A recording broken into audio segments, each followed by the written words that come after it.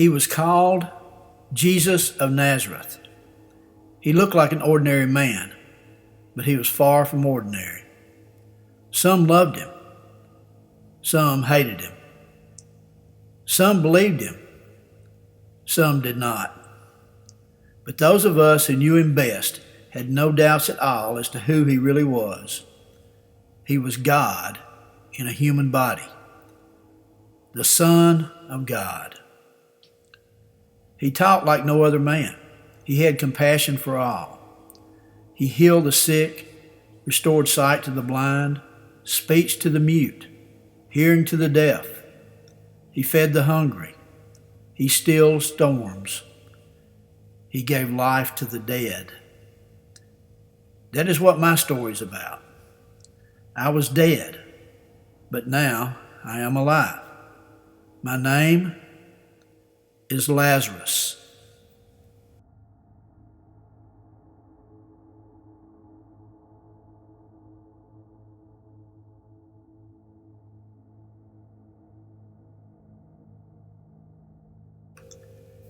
It happened in Judea, near the little village of Bethany, where I lived with my two sisters, Mary and Martha.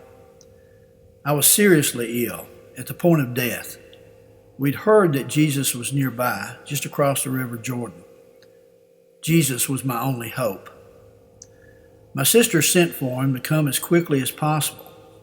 They knew that he could heal me, but when he was told about my condition, rather than leaving right away, he waited for 2 days. He waited until I died. My sisters and friends were at our home mourning my death when they heard that Jesus was coming. As he and his disciples were approaching Bethany, Martha ran out to meet him. She said to him, "Lord, if you had only been here, my brother would not have died." He told Martha, "Your brother will rise again. Whoever believes in me will never die. Do you believe this?" Martha replied, "Yes, Lord, I do believe that you are the Christ, the Son of God, who has come into this world." Martha returned and told Mary that Jesus was coming and he wanted to see her. Mary ran to him and fell at his feet. She said, "Lord, if you had only been here, my brother would not have died." Those who had come to comfort my sisters watched as Mary wept. Jesus himself wept. Everyone there saw how much he loved me. Some of them said, "Couldn't this man who has opened the eyes of the blind have kept Lazarus from dying?"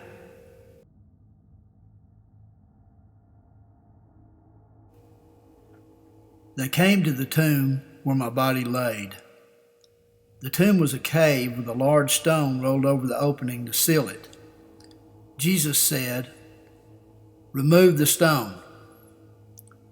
It must have been very hard for Martha to say this, but she told Jesus, "Lord, there will be an awful odor if the tomb is opened, because my brother has been dead for 4 days." Jesus replied, "Didn't I tell you that if you believe, you will see the glory of God?" When they took the stone away, the people covered their faces as the terrible stench of death filled the air. Jesus looked up to heaven and said, "Father, thank you for hearing me. I know you always hear me, but for the sake of those standing here, I'm saying this so that they will believe that you sent me." Then he cried with a loud voice, "Lazarus, come forth."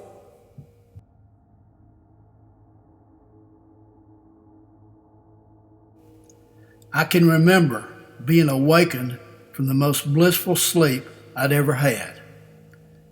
Then, as they all watched, I walked out of the tomb still wrapped in grave cloths, just as you see me now. Some of those who saw me had not believed that Jesus really was the Son of God.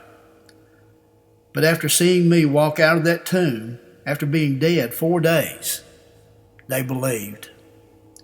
Truly this man, Jesus of Nazareth, was God in the flesh.